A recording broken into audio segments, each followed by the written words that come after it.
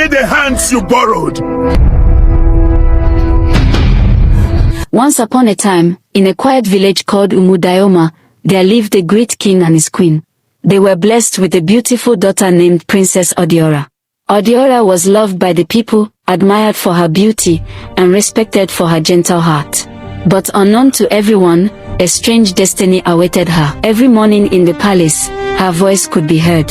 She sang with her maidens, filling the palace with joy and laughter.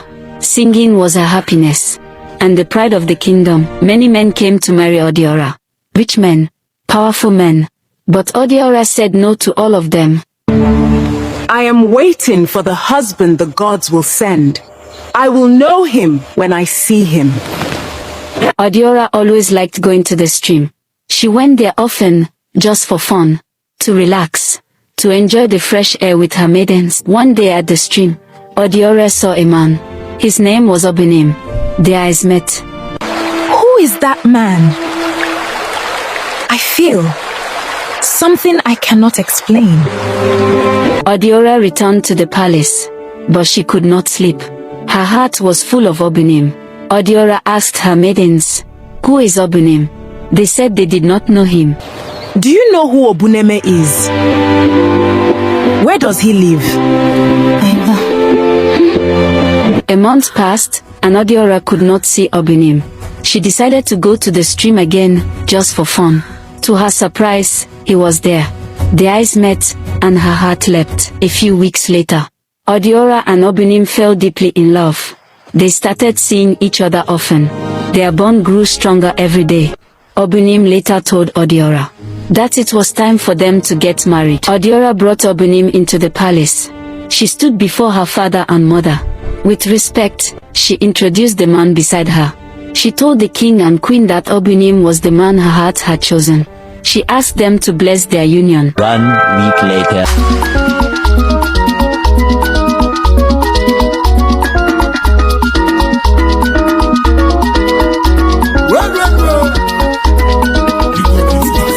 Since their wedding, Odiora noticed that Obunim had been acting strangely.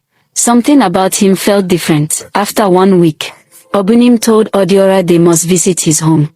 Odiora followed the day of their journey. The whole village gathered at the palace. The king and queen stood before their daughter, blessing her as she prepared to leave. Villagers waved and prayed for the newlyweds.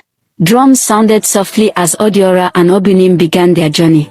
With mixed feelings of joy and fear, Odiora followed her husband to his home. As they reached the forest, fear filled Odiora's heart. With her 2 maidens holding her tightly, she asked where they were going. Obunim replied calmly, "This is my kingdom. My people are waiting for us." "Odiora, I am sorry. I lied to you. I was never a human being. I am a ghost. This forest, this is my kingdom. This is where I belong." Silence. Odiora stood frozen in shock, unable to speak, her heart pounding with fear. "Everything I had, everything I wore, I borrowed them. And one by one, the people I borrowed from would come to take back what was never truly mine." People came out from the forest. They came to collect what Obunim borrowed. First, they took his hands. Another person came forward. They took Obunim's legs. He could no longer stand. The last person stepped forward. They took Obunim's head. What remained fell to the ground. Odiora screamed in fear. She was tied to a tree. Finally, Obunim collapsed. What remained was only a skeleton lying on the forest floor. Odiora stood frozen in shock. Later, Odiora was captured. She was tied to a tree. Her maidens were killed. She was dirty, weak, broken, waiting for a miracle. Back in the palace, the king and queen waited. Months passed. No word from Odiora. The chief priest was called. He consulted the gods. He said Odiora married a ghost. The chief priest stood before the king and the villagers. He told them the gods had spoken.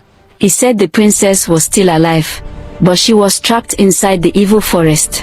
He warned them that the journey would be dangerous. Then he said only 2 strong warriors could go.